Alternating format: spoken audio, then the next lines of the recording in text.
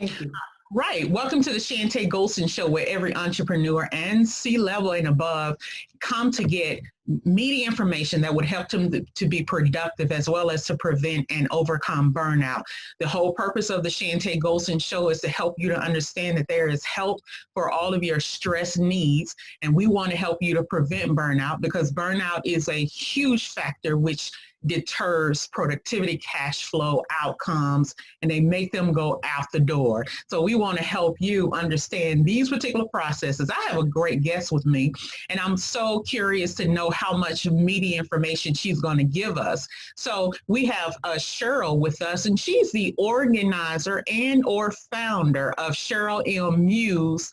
Cheryl M. Health Muse Inc. I want to make sure I get that correct. And so she has a podcast as well, and it's called It Feels Good to Feel Good.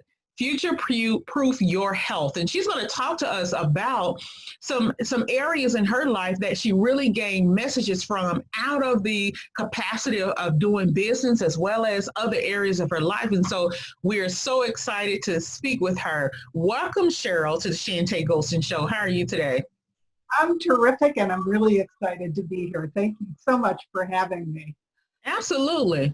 So, Cheryl, you have a story that comes out of it, just a wealth of degree of how it affected your health and why your business or organization is in existence today. Do you mind sharing with us what your story is? I would love to, and it's really important for all executives to hear my story.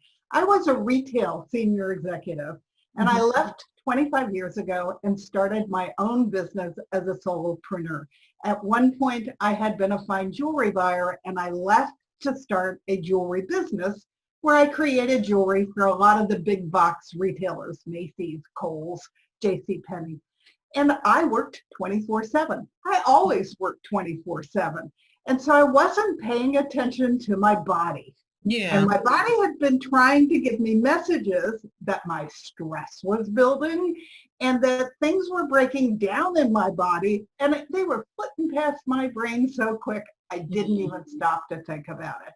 Little things. I started getting puffy in the morning, and I'd look in the mirror, and some days I had good days and some days I didn't have good days. I started getting a lot of GERD or upset stomach. And so then eating food started to really agitate me. I had friends pulling me aside and telling me I needed to control my stress because stress accumulates. But I thought stress was good because it got me to get more done and it made me more productive. So little things like my mascara started bothering me. Then it was my underarm deodorant. Then I was getting rashes down one side of my face. And things kept happening so that I was taking more and more over-the-counter medications, and I was getting more and more headaches. And then one morning I woke up and my lips, my tongue, and my eyes were almost swollen shut. Now, I would have stopped and paid attention at that point, but no, I got up and I went right back to 24/7 doing my job. And then 3 weeks later, the 2x4 came down on my head, and I woke up in so much pain that I couldn't get out of bed at all. So I didn't want to get out of bed. Yeah. I just wanted to pull the covers over. Yeah, so stress has been a big disruptor of your life. Oh, and when I finally got to the doctor, the one thing we could see in testing was that my cortisol was so low, I was almost to Addison's disease, which meant that my stress level had already depleted the stress hormone in my body. So I knew I was going to have to learn some stress exercises or do something about my stress level if I was going to get well. But the rest of what was wrong with me, my conventional doctor had no clue. She wanted to give me steroids, even though she said there was nothing wrong with me, and she suggested I go for mental therapy. And I laughed and said, there's nothing wrong with my mental state. Something's wrong with my body, and I'm going to go find it. So I was lucky I had an extremely well-trained staff. So I turned my whole business over to them, and I dug in without even knowing what I was looking for. And I tripped into something called the Functional Medical Community, and they were running 19 different symposiums at the time on health. All of them were medical doctors that couldn't help themselves. So they got additional education to make them functional, which was a different approach to the body. And the difference is a conventional doctor listens for the first thing that's wrong with you and then matches the pill. Right. A functional doctor looks at the whole body. Right. So I listened to 19 different symposiums with 10 or 12 doctors each, and they kept coming up with the same themes. I probably needed to learn to control my stress. Mm-hmm. I probably had something called toxic load because it sounded like I had tipped over the toxic load into inflammation and disease. So that's where I started researching. Yeah. Forward 5 years, and I had researched and replaced hundreds of items in my life. When I started to research, I was appalled because everything I touched was toxic, starting with my cosmetics, which were an expensive French brand that were a 9 on a 10-point scale. So I was poisoning myself right through my skin. And I joined a Tao group here in town to do their form of yoga. And I learned a whole series of stress exercises that take 3 minutes or less, that take the top off of chronic stress before it becomes toxic. We all have stress. Stress is not necessarily a bad thing, but when it becomes chronic or toxic, when it's a problem. And when it becomes chronic or toxic, it lowers your productivity dramatically. Absolutely. So it's really important to take care of it, because you'd find if you adopted my little 3-minute exercises that it sends blood to your brain, you have much more mental clarity, and you get a whole lot more done at the same time that you're taking care of your body. So Cheryl, I have a couple of questions for you in terms of inflammation. What was it about inflammation that you felt yet you ignored? The second question I have for you is, did you go through a burnout phase, or do you not recognize that being a burnout phase? Kind of talk to us about that. Well, my functional doctor laughs at me because when I get into burnout, I push. It comes from my retail training where you got results no matter what. So she laughs at me because no matter how low my cortisol is, I will push right through it. And that was not necessarily a good thing, because by pushing through it, I was not paying attention to my body. I now get up every morning, look in the mirror, and ask myself, how do you feel today? Because I adjust according to what my body tells me. Your body is very smart, and it will tell you how it feels. You just have to tune in and listen to it. And stress wasn't my only issue. I was eating terrible. So I now totally eat the rainbow. I eat organic. I get all the nutrients my body needs to have acuity and to be able to be my best self. And that's been something that was important to learn. And food quality matters for a variety of reasons. If you're not eating all the colors of the rainbow fairly close together, so you're getting all those phytonutrients to feed your body, then you're never going to be your best self, because you're not giving your body what it needs, and your brain, what you eat is what your brain becomes.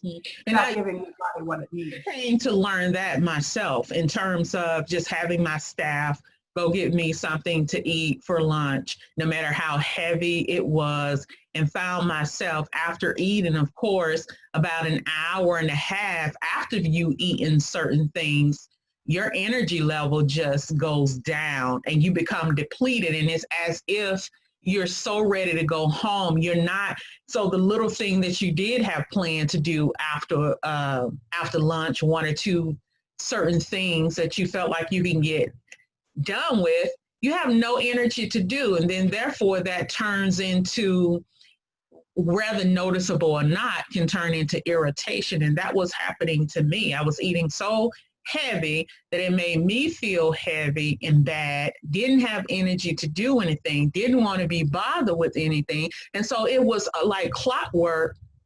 2 o'clock, I was always ready to go home. Always. Well, and your gut really is the seat of depression. It's the seat of anxiety. So if you're not eating properly, it does impact your mood, and it does impact how you are a manager of your staff, and they can feel it.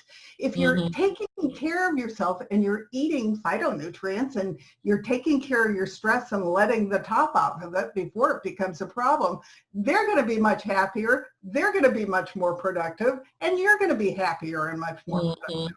So if you're seeing those mood swings, you need to take a look at how you're eating. It's better for you anyway. You do not need to be eating fast food and processed food. They're loaded with chemicals, and they're not doing your body any good for you to accomplish what you want to do in life.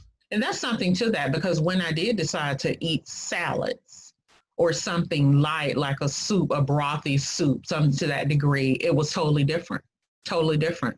The end of my lunch break was totally different. So there is factors in the food, absolutely. And I've learned that. And since then, I've learned to eat low carb. And that makes a world of difference. There's no, how do I want to describe it?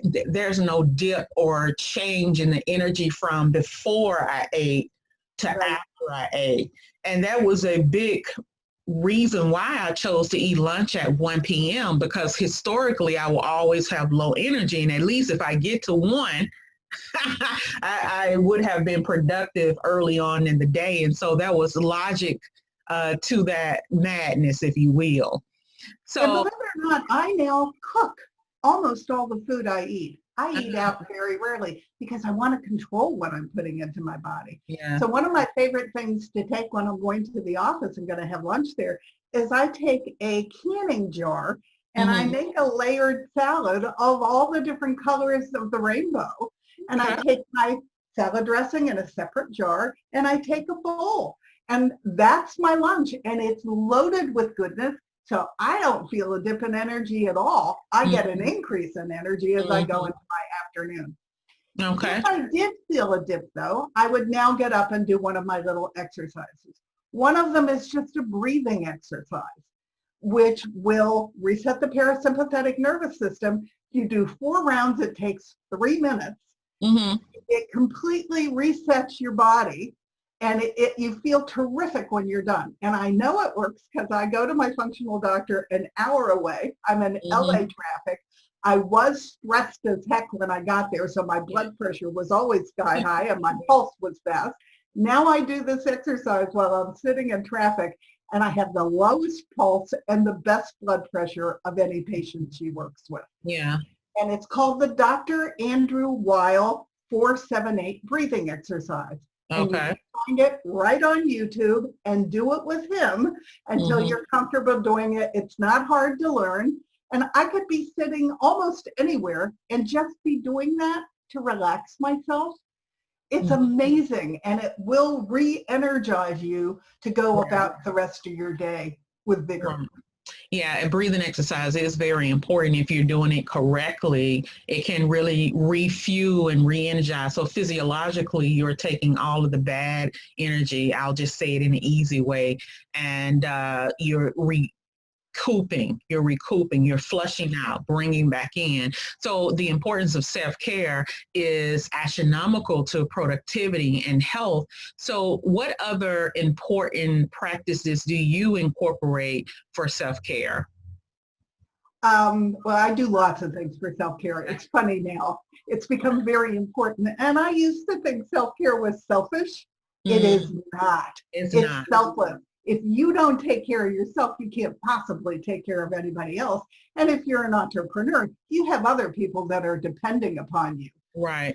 So it's really important. I have a second breathing exercise, which is breathing in the light and breathing out the dark. It's called the 5.5 second breath.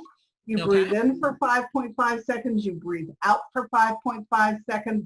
I breathe in the light and I breathe out the dark, and that lets all my stress go. And there's actually an app on YouTube that has the little thing that goes up and down in exactly 5.5 seconds that you can do it with, so that you're doing it in the right cadence. All right. Okay. I also, if I'm really feeling stressed, can you see this? Yes. I do something called a belly button wand. which you can buy online. And the theory is your belly button was the beginning of your life. And Mm-hmm. through the belly button, you can impact all your organs, exercise them, and release all the stress in your body. Mm-hmm. This, you put it in your belly button and you just wiggle it. That's all you do. Hmm. You point it in different directions. It's the only tool I use to release stress. But I actually went to UCLA to Dr. Emerald Meyer for a demonstration of this, and he was doing it. He had his brainwave machine up. He was pulling people out of the audience. They were all over the place when they got up on a stage. They did this for 2 minutes, and they were completely evened out. And he became a huge believer. I ran into him at a health fair 2 weeks later, and he said he was blown away at how helpful having a belly button wand is. And my husband and I sometimes use it on each other at the end of the day to relax so that we can let whatever happened in the day go. Now, by chance, someone want to purchase this particular object, where would they get it? And then how sensitive is your belly button with this particular tool? How much pressure should you or should you not use? Well, you don't want to do it so that it hurts. So you put it in just a little bit and you'll feel the difference just by jiggling it. Mm-hmm. You can buy it online. Amazon sells it, but I would recommend that you buy it from the outside site that sells it because they have a bunch of videos of doctors talking about the health benefits to their patients if they utilize this tool. And there's even an article about people who were in a horrible fire and the ones that went to the hospital that were given a belly button wand versus the ones that didn't get the belly button wand. And the first group recovered way faster than the second group. It's hard to believe that something so simple can impact the body that dramatically, but it does, and it's a great tool. And again, you don't need to do it for more than 3 minutes. I'm not talking about a huge interruption to your day. Right. Because as an entrepreneur, you're not going to want to do that. Right. But I am talking about huge benefits from a short period of time that will make you more productive, more enjoyable to be around, and a better manager. Yeah. One thing that comes to mind is if you utilize this belly tool and incorporate it with self-care, I think it's very necessary to include it in your schedule. Very necessary, meaning for some people just feel like they don't have time to do anything. Well, put it in your calendar. You look at your calendar, you do everything your calendar say, take your own. Or I set an alarm on my phone so that at 10 o'clock, because I get up early, I know that I'm going to get up and I actually published a stress book with all my little exercises in it. Okay. At 10 o'clock, I get up, I choose one of the exercises. It could be as simple as standing next to my chair and just bouncing and let everything move. You feel the blood go up to your brain. You do it for 2 or 3 minutes and you're re-energized, you feel fantastic, and you've done your body a favor because you've let that top off your stress before it became toxic. And you do that intermittently throughout the day. If you feel like you need it, you pick one of the exercises and you do it. So give us a real live example of how these self-care exercises have dramatically improved your performance. What does that look like on a day-to-day basis realistically so we can visualize that? Well, I'm an A-type personality, so I work too much, period. And just because I got sick doesn't mean I don't still work more than I ought to. I'm up at 5:30 in the morning and at my computer. But what these exercises have done is I don't have that slump that you were talking about. If I start to feel the slump going on, I do one of the exercises and I can feel the blood going to my brain and I become immediately productive again. So it's actually improved how much work I get done, but I'm still taking care of myself. As I said, I do other things for self-care as well. I take an Epsom salt bath with lavender oil and bubble bath and argan oil every night. Because I feel like it cleans off the energy field around my body. It relaxes me and I get a good 7 hours of continuous sleep, which is another element of health. So when I wake up in the morning, I'm already energized because I got that great night's sleep that I was not getting before I got sick. And I try to get out into nature. If I am feeling any kind of a negative mood shift, getting it out into nature and even taking a 15-minute walk is worth the world to me because it gets me away from my desk. I get out into nature. I like to do what I call a census walk. Instead of walking just for exercise, I like to walk out. I like to feel the air on my skin. I like to look up at the sky and see what color it is. I like to look around and smell the smells and feel the textures of a tree. You do that for 15 minutes and you feel like you're back and you're a whole new person. And then you can go back to the office and dig in again. It gives you that needed mental break so that you can reattack your to-do list. Well, Cheryl, it sounds as if there's a big component that you're stating that I can't brush over. And the biggest component is while you have these tools readily available in your toolbox, just like everybody else has tools that they know they can do, the question is when to do it, how to do it. So you've explained that, but one point that I want to bring out is the self-awareness.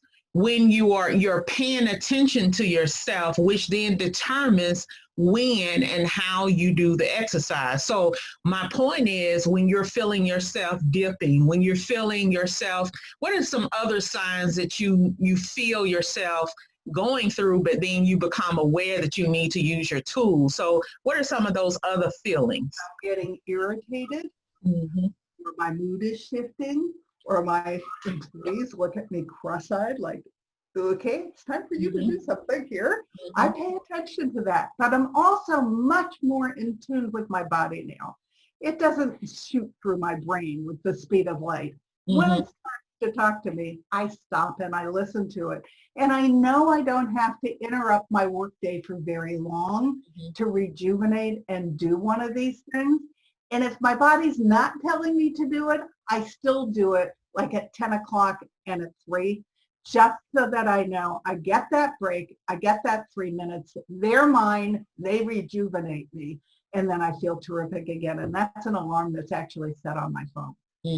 What is your body? What are some of the things that your body say to you? I know that when, in my profession, as the audience already know, I'm a psych mental health provider. So with that being stated, a lot of times when different things are going on in your body, such as your leg starts shaking, so you're fidgeting. And so a lot of conversation around that is, what is your leg telling you? What is happening? So I'm wondering, in that same light of specifics, when you say that your body talks to you, so how does it talk to you?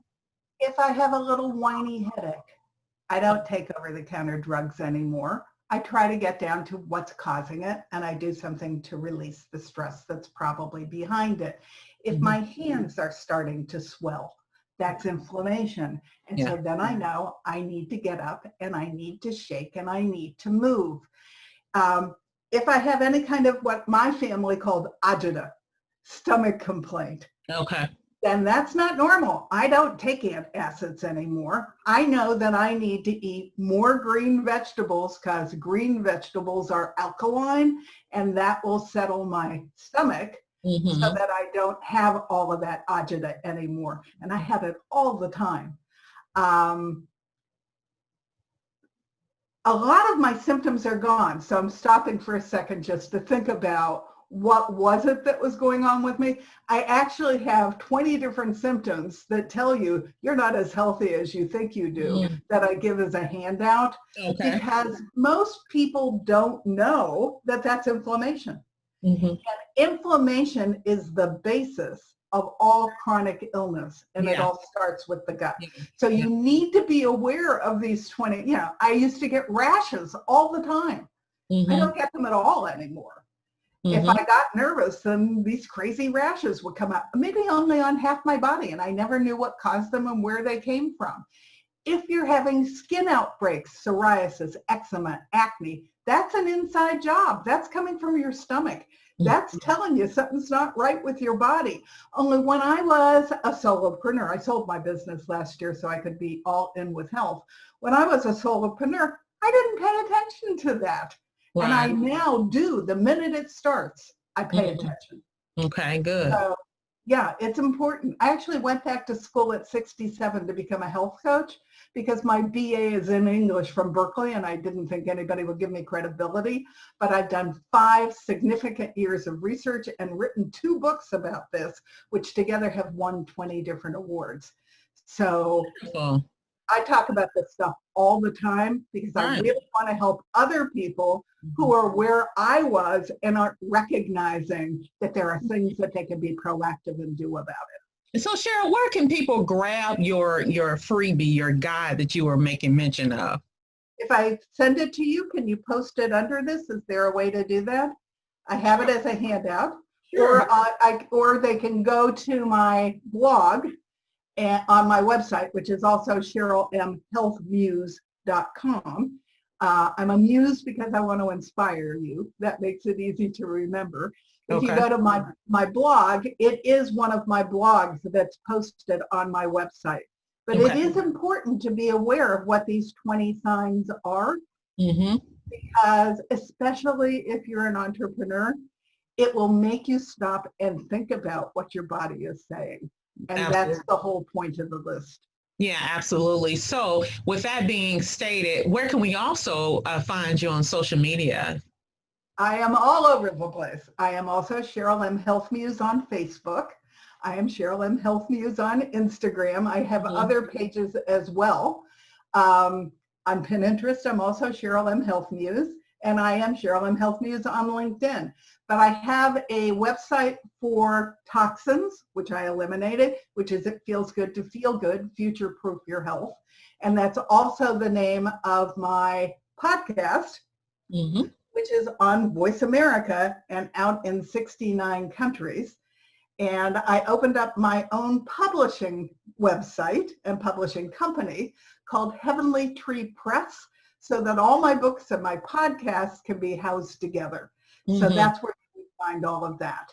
Okay. All right. And so to my understanding, or from what I've heard about you, you have this gratitude practice, and you feel it's very important for successful business owners, and even executives can utilize this as well. Can you tell us a little bit about that? Yeah, I think gratitude is critical to your mindset, and it's a win-win-win for everyone. If you have gratitude towards your employees and they know it, they're going to work for you. If you have gratitude towards your customers, they're going to want to do more business with you. You have gratitude if you have a boss, which I haven't for many years, but if you have gratitude for your boss, he's going to enjoy you as an employee so much more.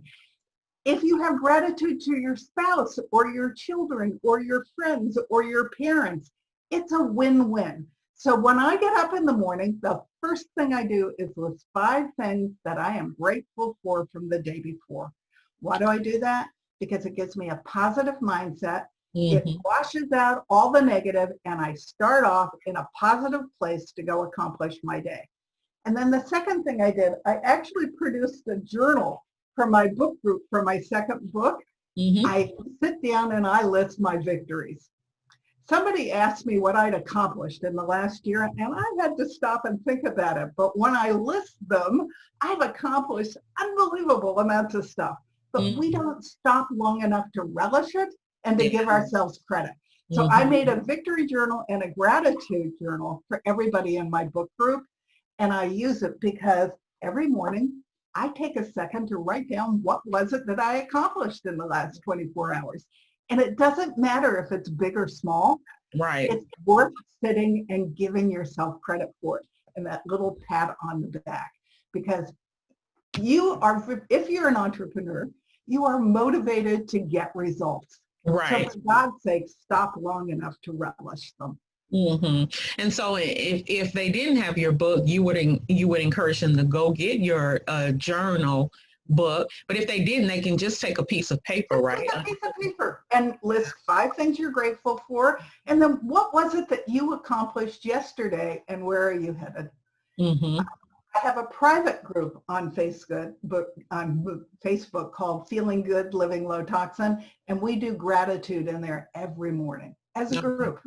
Okay. Well, that sounds great. So how do they become a part of this group? Just ask if you would like to join, and I let you in. Okay. And it's a crazy group. I consider health to be a whole lot of things. It's Yeah. healing, it's gratitude. We do a Wednesday moment of light and love, and everybody has listed anybody who could use some mental support. It's my way of praying without being denominational. But Right. we have this running list that we all get together at 9 o'clock and beam love and light out to. I started it because COVID started. Mm-hmm. And there were people in the group that needed support. And we've had all kinds of rather miraculous things happen to the people on the list. Mm-hmm. I do silly things. I do recipes. I do toxins. I talk about stress. It's a little bit of everything. And health includes whether you're faith-based, I don't care who you pray to, as long as you believe in something. It incorporates all of that. It's finances, it's well-being, it's mindset, it's the whole gamut. So we try to do all different kinds of things in the group, and we get people to participate. And I post my podcasts in there. My podcast, one week I talk about health, something that I've learned about health that's important. And the next week, the opposite week, I interview someone who, like me, got sick, but owned it, did what they needed to do to turn it around, came back out to wellness. And I do those podcasts because I want to give everybody out there hope that no matter where their health is right now, they have the power, if they take it, to change it. There are lifestyle changes they can make without a doctor, without anybody's approval, that will bring them back closer to health. It may not take, if you have severe lupus, it might not bring you all the way back to completely healthy, but it sure will make an improvement in how you're feeling. And so I've talked to people who have overcome pancreatic cancer. I've talked to people who in their 60s had multiple heart surgeries and came back to win the senior Olympics. There's all these people who are so inspiring that I'm even thinking about doing a compilation book so that they can all tell their story, so that if you have something, whether it's gluten or it's hormone issues or bipolar, whatever it is, you can go look at my podcast and find somebody who also dealt with that, who explains what their journey was to come back to health. And motivation and inspiration is very important. However, I would advise everyone to follow up with their physician and their mental health provider. I'm not saying that you don't need your doctor, because you do, but nothing we suggest is something that you can't do on your own. You do it in addition to what you're doing with your medical doctor. So Cheryl, I have this, before we close, I have this silly question. If you were any animal, what animal would you be and why? Well, my favorite animal is the wolf, because I love how he roams in packs. They mate for life. They are very protective of the others in their tribe. And I really adore them. I consider them my spirit animals. So how does the wolf incorporate you within your business? What does that represent for your business? Well, do you know DISC? One of the things we learned in retail was DISC. I am a combination of D, I, and S, and I have no C in me at all, which is organization. The D is the dominant side of my personality. What do you want and how fast do you want it? The I is, who do I get to play with? So I like to surround myself with people who enjoy doing what I'm doing with them. And then I have very strong S, which is, how do I take care of my team? And the wolf is always taking care of his team. Okay. All right. Well, I thank you for playing along with that. And go ahead and pick up everything that Cheryl has to offer. You won't regret it. So we'll speak with you next Thursday. Remember to be efficient, be productive, and take care of your mental wellness. And we'll see you next Thursday. Take care. Thank you so much.